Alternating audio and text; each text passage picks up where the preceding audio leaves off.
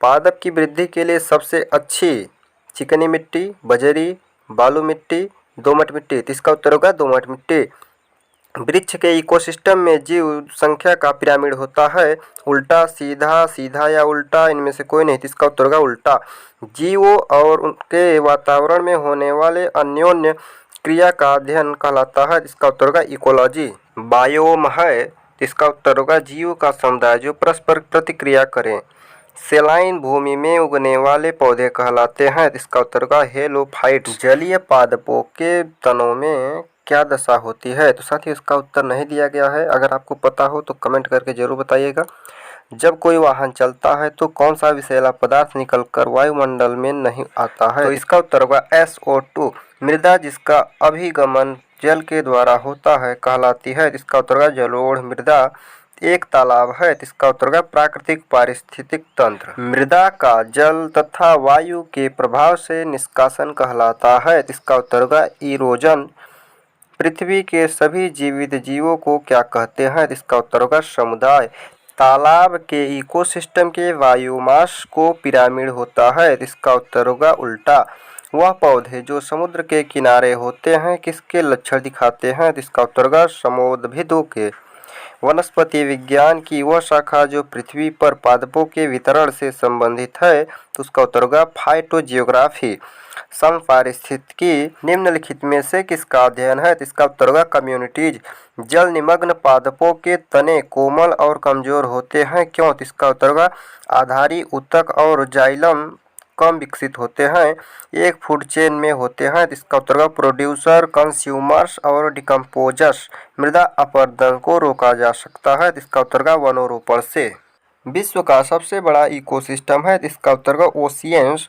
मृदा संरक्षण का अर्थ है। इसका उत्तर होगा वायु और जल द्वारा अपरदन होने को रोकना। जलमग्न पादपों की पत्तियों में रंध्र होते हैं। इसका उत्तर होगा किसी सतह पर नहीं। इकोसिस्टम का महत्व है, तो इसका उत्तर होगा पदार्थों का चक्रीय भ्रमण और ऊर्जा का प्रवाह। सामान्य रूप से पहाड़ों की चोटियों पर पाए जाने वाले पौधे कहलाते हैं। इसका उत्तर होगा एल्पाइन्स। फसलों का हेर फेर क्यों आवश्यक है? इसका उत्तर होगा मृदा की उर्वरता बढ़ाने के लिए। सागरों में पौधों द्वारा उत्पादित जीवभार होता है। इसका उत्तर होगा 85%। एक तालाब पारितंत्र में सर्वाधिक क्या होता है? इसका उत्तर होगा उत्पादक। सही खाद्य कड़ी को चुनिए। गिरी हुई पत्तियां, जीवाणु, कीट, लार्वी, घास, गिरगिट कीट, पक्षी, घास, लोमड़ी, शशक पक्षी, पादप प्लवक, जंतु प्लवक, मछली। इसका उत्तर होगा पादप प्लवक, जंतु प्लवक, मछली। निम्न में से कौन सी कार्बन चक्र में योगदान देती है? श्वसन, प्रकाश संश्लेषण, जीवाश्म ईंधन का दहन, ये सभी। इसका उत्तर होगा ये सभी। किसी पारितंत्र में ऊर्जा प्रवाह का मार्ग होता है? उत्पादक, मांसाहारी, शाकाहारी, अपघटक। उत्पादक, शाकाहारी, मांसाहारी, अपघटक। शाकाहारी उत्पादक, मांसाहारी अपघटक। शाकाहारी, मांसाहारी उत्पादक, अपघटक। इसका उत्तर होगा शाकाहारी उत्पादक, मांसाहारी अपघटक। रियो डी जेनेरियो में पृथ्वी सम्मेलन संबंधित है। इसका उत्तर होगा पौधों तथा जंतुओं के आनुवंशिक स्रोतों के संरक्षण से। जीवी घटकों में होते हैं उत्पादक, अपघटक, उपभोक्ता, ये सभी। इसका उत्तर होगा ये सभी। राइजोस्फीयर होता है। इसका उत्तर होगा वह क्षेत्र जहां जड़ तथा जीवाणु संपर्क में आते हैं। मांसाहारी होते हैं। इसका उत्तर होगा प्रायः द्वितीयक तथा तृतीयक उपभोक्ता। झील के पारितंत्र में जीवन भार का पिरामिड होता है। इसका उत्तर होगा उल्टा। किसी वन के पारितंत्र में शेर का कौन सा खाद्य स्तर होता है? इसका उत्तर होगा T4। किसी खाद्य श्रृंखला में शाकाहारी होते हैं। इसका उत्तर होगा प्राथमिक उपभोक्ता। एक खाद्य श्रृंखला प्रारंभ होती है। इसका उत्तर होगा प्रकाश संश्लेषण से। खाद्य स्तर बनते हैं। इसका उत्तर होगा खाद्य श्रृंखलाओं से जुड़े जीवों द्वारा।